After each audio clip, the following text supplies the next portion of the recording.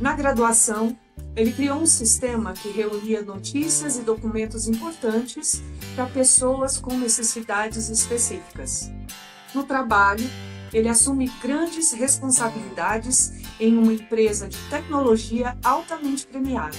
Estamos falando do Luiz Felipe Araújo Pimenta, egresso do curso superior de Tecnologia em Análise e Desenvolvimento de Sistemas, que é o nosso entrevistado de hoje do quadro Por Onde Anda.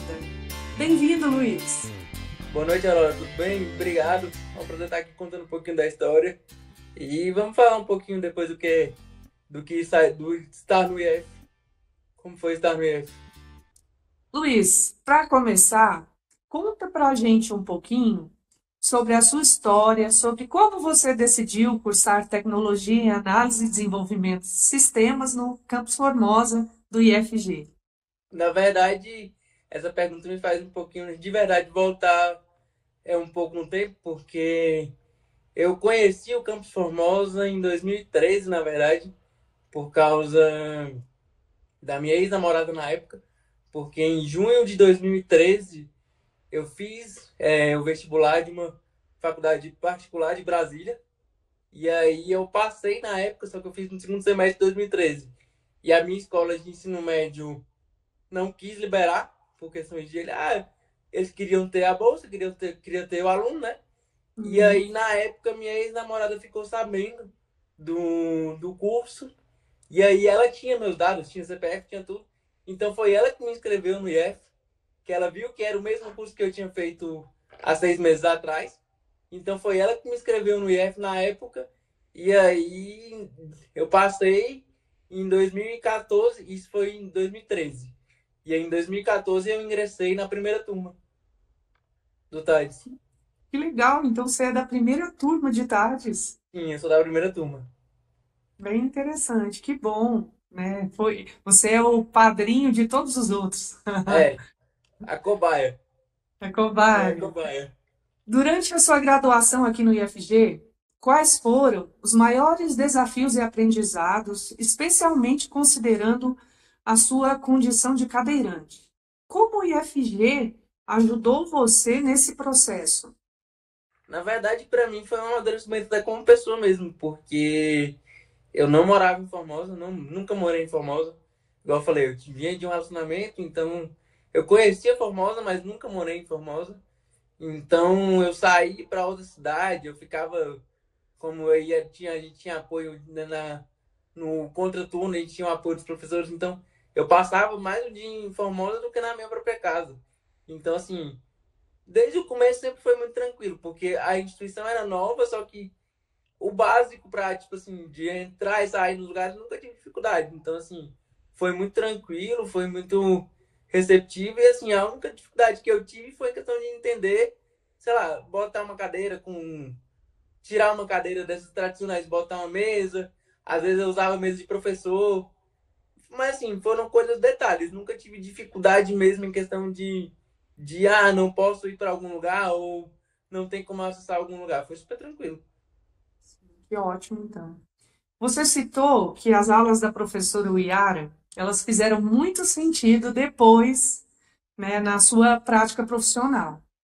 Que outras experiências ou professores do IFG marcaram a sua formação? Na verdade, a Yara, hoje eu até tenho contato com a professora Yara. Eu brinco muito com ela porque eu não gostava da disciplina dela. E hoje eu trabalho com uma empresa de crédito, né? Então a gente usa muito segurança. Segurança é o nosso forte. Então, ela é como ela brinca às vezes, ela é lembrada diariamente no meu trabalho. Mas professores como Cirlon, Mendes, marcaram minha trajetória até por questão de dicas mesmo profissionais que hoje, às vezes, eu lembro que na época eu nem dava muito valor, mas hoje eu falo, cara, isso aqui fazia sentido. Metodologias de ensino, metodologia de trabalho mesmo, que para mim na época era distante, hoje faz parte do meu dia a dia. Então, assim, hoje eu lembro das aulas do Mendes, do Cirrone, de forma geral, também, e lembro muito disso e põe em prática, né? No dia a dia. O seu trabalho de conclusão de curso no IFG foi Acesses unindo acessibilidade e tecnologia. Esse sistema ele centraliza informações de veículos diferentes, né, veículos de informação diferentes, para promover o acesso de pessoas com necessidades específicas a notícias e documentos importantes para a sua vida. Você acha que em meio a tanta informação e recursos hoje, ainda é difícil PNS terem acesso à informação? Por que isso acontece ainda hoje? Eu acho que, na verdade, não é nem o acesso hoje, falando de hoje, eu acho que não é nem o acesso à informação. É a desinformação, porque como você tem várias fontes de onde procurar, onde tentar ir, você acaba não sabendo se aquela fonte é de fato confiável. Então, o meu TCC foi no foco porque na época eu estava na busca de comprar um carro adaptado e eu tive que passar por vários lugares, assinar vários documentos, em várias instituições mesmo do governo, que para mim, se não fosse a disponibilidade e a boa vontade da minha mãe, seria impossível. Então, assim, a minha ideia de fazer esse sistema foi centralizar. E aí, por ser um sistema que estava numa plataforma do IF, que não é uma fonte confiável, foi a minha ideia de justamente bater de frente com essa desinformação que existe. Sim. E para isso você criou o sistema para reunir essas notícias. Então, por exemplo, você quer comprar um carro, por exemplo, lá você vai pesquisar lá, vai filtrar, eu quero um carro. Então, para comprar o carro, você tem que preencher todos esses documentos. São vários, mas você vai ter tudo num lugar só. Eu quero, sei lá, comprar uma casa com desconto porque eu vou adaptar para uma pessoa deficiente física. São outros documentos com talvez até mais difícil de preencher, só que você vai ter acesso a eles ali, tudo num lugar só. Você não vai precisar, tipo, ir em várias cidades ou em vários órgãos diferentes. Então, a ideia do meu TCC foi essa. Como foi sair da graduação e já encarar o mercado de trabalho em plena pandemia, que a gente estava na época, né? Quando você saiu aqui Isso. do IEF, naquele período mais ou menos, né? Que estratégia você usou para se destacar em um momento tão desafiador? Na verdade, eu até brinco que, óbvio que o que eu vou falar é até meio confuso, mas assim, a pandemia, para mim, no mercado de trabalho, ela foi até uma coisa boa.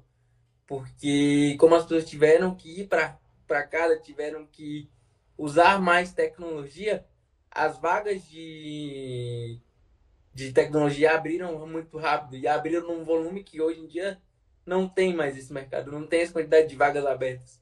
Então, óbvio que na época também, logo depois, eu fiz uma pós-graduação, só que eu tenho uma pós-graduação que foi finalizada durante a pandemia, só que 3 meses depois que eu finalizei a pós, inclusive semana que vem faz 5 anos disso, é, eu consegui meu primeiro e atual emprego, porque na verdade, tive uma migração de empresas, mas eu fui incorporado em uma empresa que foi comprada. Então, hoje o meu emprego ele é meio que o primeiro e único até o momento. Mas, assim, para mim, a pandemia na questão de trabalho, de mercado de trabalho, foi um boom bem gratificante e foi, foi uma coisa boa para mim. Sim. Que bom, né? Que para você teve um resultado positivo, né? Essa tragédia toda da Pro pandemia. mercado de trabalho como um todo, na verdade. Pro mercado de trabalho na área de tecnologia, óbvio, né? Sim, aham. Então, assim, enquanto, sei lá, muitos comércios fecharam, a área de tecnologia ganhou várias vagas. Então, para a área de tecnologia, a pandemia foi uma coisa boa. E hoje você acha que essa área tecnológica, esses empregos, essas vagas na área tecnológica reduziram? Na verdade, reduziram porque o mundo já voltou ao normal, digamos assim. Então, algumas empresas que não têm tanta confiança e querem mais uma cobrança diária, com entrega diária e até prestação de contas mesmo, digo de prestação de contas assim, para ver a pessoa trabalhando, elas querem que algumas pessoas voltem. Então, assim, existe isso, mas é bem menor do que era muito tempo atrás, porque há 5 anos atrás não existia a possibilidade de você negociar home office. Hoje, você, por mais que ainda algumas empresas querem que você volte, você consegue negociar. Não, eu preciso, eu quero, principalmente no meu caso, que é deficiente, eu sou deficiente físico, eu preciso, não, eu quero manter o meu home office porque eu preciso, porque eu não consigo me locomover. Hoje você é desenvolvedor back-end com mais tempo na empresa, né? Na equipe do grupo Serasa Experian, é isso que você Isso, trabalha, né? isso. Como você enxerga essa conquista e quais responsabilidades isso traz para você? Então, eu até brinco que grandes poderes, grandes responsabilidades, né? Mas, assim, é muito gratificante porque eu cresci, igual eu falei, eu cresci dentro dessa empresa, cresci profissionalmente lá dentro. Então, e hoje tudo que eu aprendi de prática mesmo, de trabalho, foi lá dentro. Mas, ser o mais velho de equipe é um cargo que às vezes acaba sendo um cargo de confiança, porque a gente tem incidentes, tem momentos que a gente tem que trabalhar noturno, via plantão, via tudo. Então a gente acaba fazendo e acaba que você, por ser o mais antigo, conhecer e dominar o sistema, conhecer as regras do sistema, eu acabo sendo mais visado, digamos assim, que é aquele que vai acabando resolvendo mais rápido. É bom, concordo que é bom porque você acaba criando uma casca. Só que é bem cansativo. TI é bem cansativo. Por mais que trabalhe de casa, o cansaço é mental. Sim. A empresa em que você trabalha, ela lida com dados sensíveis de milhões de brasileiros.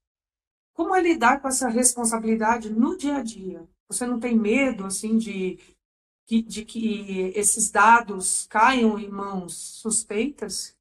A gente tem muito medo e é uma coisa que a gente trabalha e a gente faz cursos periodicamente para criar metodologias para evitar justamente isso, porque isso já aconteceu em outros momentos e acontece com várias empresas. Teve o caso da Renner que ficou acho que 4 dias sem acesso, justamente porque as informações caíram em informação de hacker, mas assim, é uma grande responsabilidade, mas também é um grande prazer, porque a gente vê, por exemplo, sistemas que pessoas próximas a mim usam e eu sei que eu fiz parte daquilo. Então é um risco. Mas no fim do dia, quando você vê um negócio que você fez rodando, você acaba sentindo prazer também. Então a gente tenta entrar nessa balança aí para não nem se animar demais e achar que já sabe de tudo e também nem achar que também a gente tá ficando louco e nada tá dando certo. Sim, verdade. E é interessante que você, apesar da pouca idade, é que está manuseando aí toda essa tecnologia Só no seu setor. parece. Só parece. É. Nos últimos anos, nós temos visto o aumento de golpes digitais, vazamentos de dados e ataques de ransomware. Na sua visão, quais são os maiores desafios da segurança da informação no Brasil? Eu acho que é a questão de as empresas entenderem, não só o tamanho da empresa, você tem que se proteger. Às vezes a pessoa vai criar um sistema, um site, enfim, qualquer seja a plataforma, ela fala, meu site é pequeno, ninguém vai olhar para mim.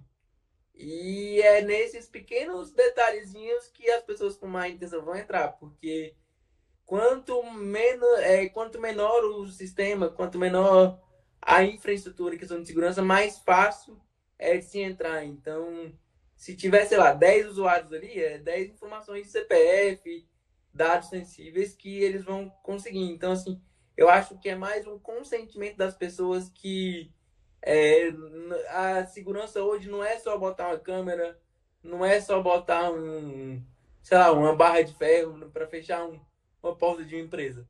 Ela também entra muito na parte tecnológica. A segurança tecnológica hoje ela é necessária. E é muito difícil de as pessoas terem essa consciência ainda, né? Exatamente. O pessoal não quer. Porque acaba que é um custo, de fato, é um custo elevado. Falar assim, é barato? Não é. Mas é um custo necessário, porque os custos de processo, quando os dados vazam, é muito maior. Então, é melhor se prevenir na fonte do que ter problema judicial depois. É uma boa frase. Bem isso.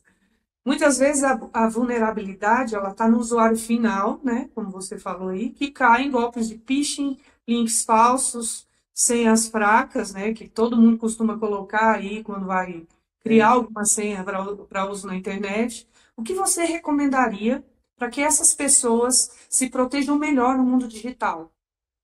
Então, eu acho que a grande sacada das pessoas é usarem coisas que, tipo, não, inimagináveis. Sei lá, pega uma sequência de números que tá, sei lá, numa embalagem de pão. Pega aquilo e, tipo, memoriza.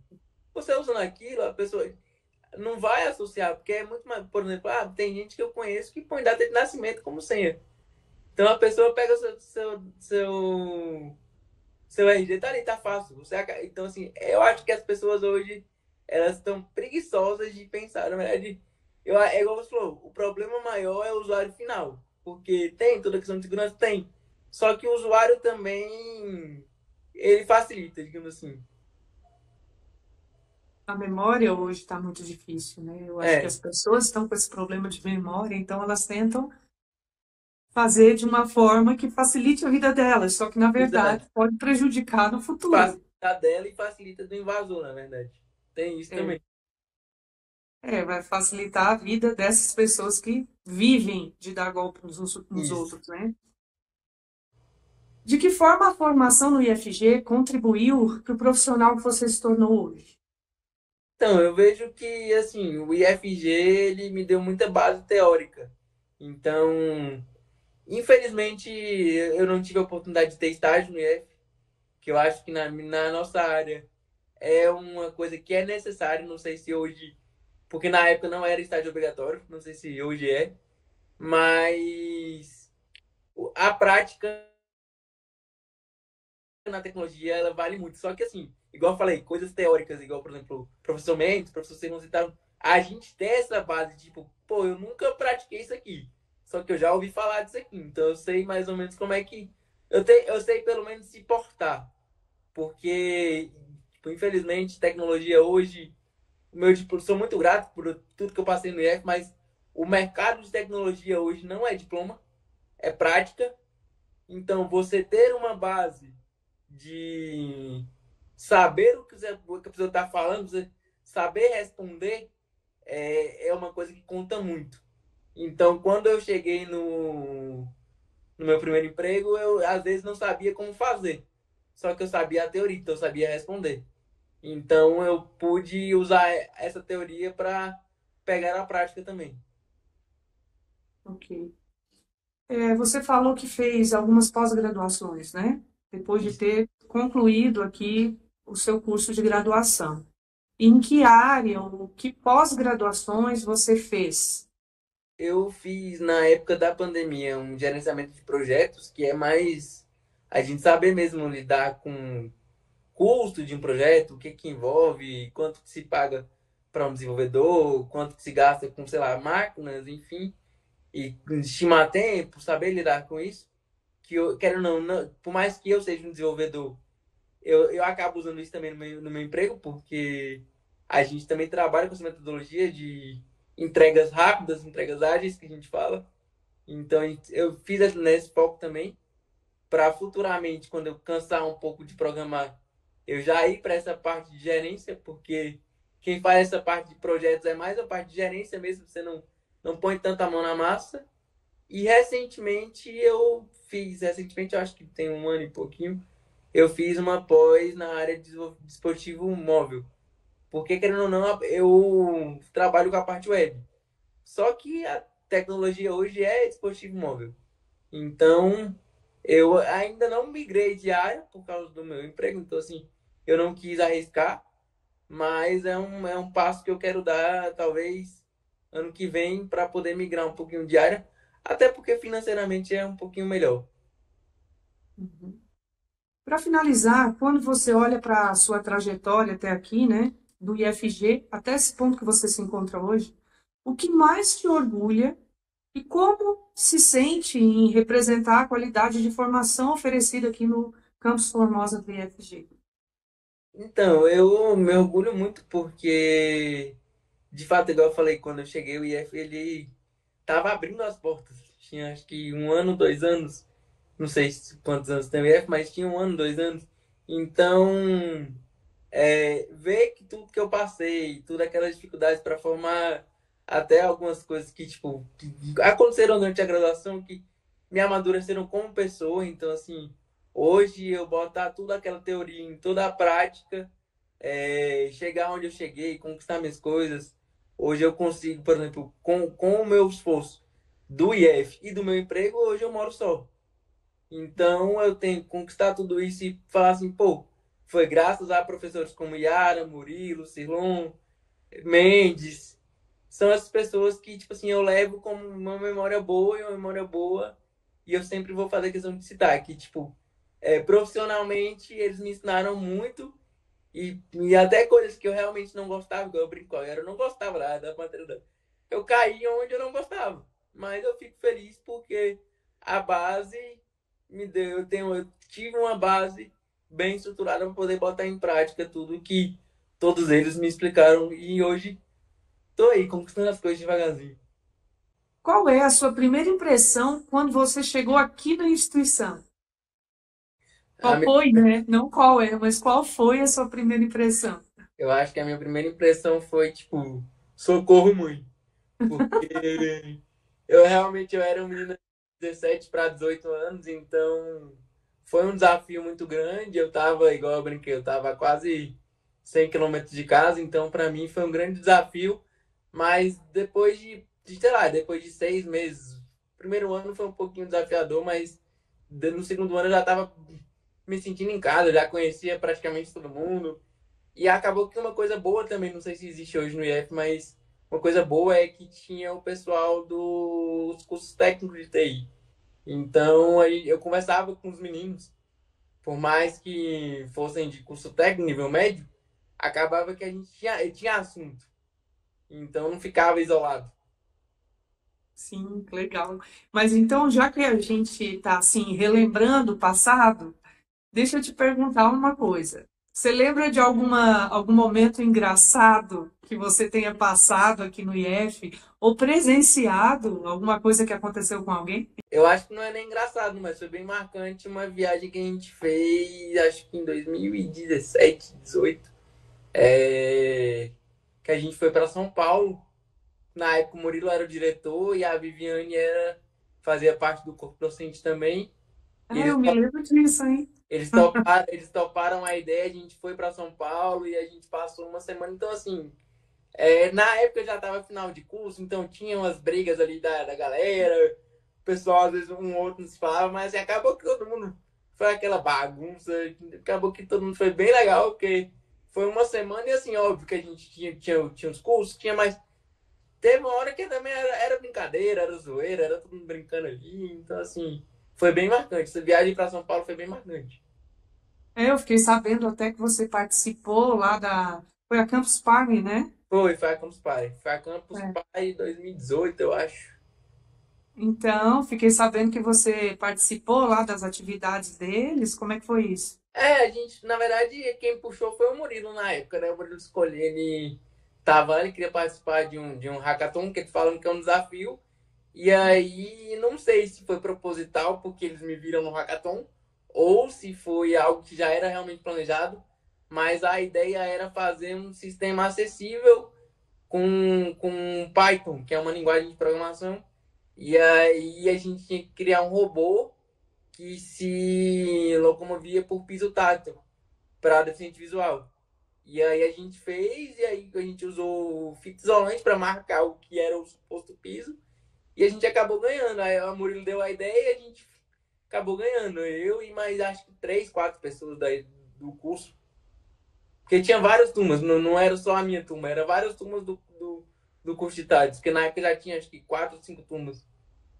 Nossa, muito bacana essa experiência, né? O IFG, ele realmente ele tem essa possibilidade, ele abre esse leque para os estudantes, né? Sempre tem uma coisa ou outra para o estudante participar Sim, e abrir o seu leque de visão de mundo mesmo. sim. Porque, por exemplo, além da Campus Party que você participou, tem os próprios eventos aqui da instituição, né? Nós temos o Encontro de Culturas Negras, nós temos o Festival de Artes, temos o GIF. Você chegou a participar de algum desses? Não, GIF era para ensino médio na época. Eu não lembro se eu fui acompanhando uma pessoa, mas enfim. Mas eu não lembro, eu não lembro se eu fui pro GIF. Mas eu participei de muito dentro do IFCCTEC. Na época era questão de pontuação mesmo. A gente tinha que apresentar para as escolas de ensino médio, então era bem legal. E o que você apresentou? Você se lembra Na verdade, disso? a gente apresentava basicamente o que a gente estudava, tipo assim, o que a gente estava estudando no semestre. Por exemplo, eu aprendi a criar uma tela de um site. A gente vinha, mostrava aquela parte visual, que é o bonitinho, que todo mundo vê, e depois a gente abria o editor de código, que era aquela loucura que só quem faz entende. Mas a gente falava, essa parte bonitinha aqui, a gente quebra a cabeça pra montar isso aqui, ó. Então, assim, vocês querem saber? Então, se vocês quiserem saber, semestre que vem tem vestibular aí. Então, nessa, a gente meio que, nossa, a gente sempre apresentava o que a gente estava desenvolvendo durante o semestre, né? A gente pegava... Eu lembro que tinha... Fazia. Desculpa te cortar, pode continuar. Não, é só isso. A gente pegava... Fazia. Eu lembro que tinha algumas atividades que o pessoal da informática organizava, era uma espécie de desafio também aqui dentro do Quem organizou, na verdade, foi o professor, porque hoje eu sei que ele não está aí, mas era o Daniel Saad, ele trouxe do IF de Brasília, que era desafios de programação que realmente eram muito difíceis na época, e a gente ficava, sei lá, 4, 5 horas, aí eram equipes em trio, até 4 pessoas, a gente fazia e eles tinham um banco de respostas. Aí a cada, quanto mais próximo da resposta correta, você ganhava uma pontuação, no fim ganhava as medalhas, mas não era nem o prêmio, era mais a zoeira, a brincadeira ali. E hoje em dia ele faz muito isso ainda, isso existe muito ainda. Que bom, que dê tudo certo para você. Eu te agradeço demais pela sua participação aqui com a gente. Espero que a sua carreira continue decolando, que você tenha todo o sucesso do mundo que você merece, viu, Luiz? Obrigado, Aurora. Obrigada por participar com a gente desse quadro que mostra um pouco do pós-IFG. O que acontece com esses alunos que saem aqui do IFG e entram no mercado de trabalho. Muito obrigada. Obrigada. TI não é só programação, não é só o computador. Às vezes a gente vai ficar um pouquinho maluco também, vai trabalhar de madrugada, vai passar raiva, vai se sentir incapaz. Mas para os alunos que estão aí, vai dar certo. Uma hora dá certo. E eu não sei se todos os professores que eu citei ainda estão aí, mas a UiAra eu sei que está. O Cirlon eu já vi que às vezes está também, já faz alguns projetos. Então, aproveitem os professores que existem no IF, porque a base ela é muito boa. Tá bom, obrigada, viu, Luiz? De nada. Só tô com a cara de novinha, Aurora. Vou fazer... Nesse episódio, nós entrevistamos o Luiz Felipe Araújo Pimenta, egresso do curso superior de Análise em Desenvolvimento de Sistemas do Campus Formosa do IFG. Continue acompanhando os episódios mensais e conheça as próximas figurinhas. Até mais!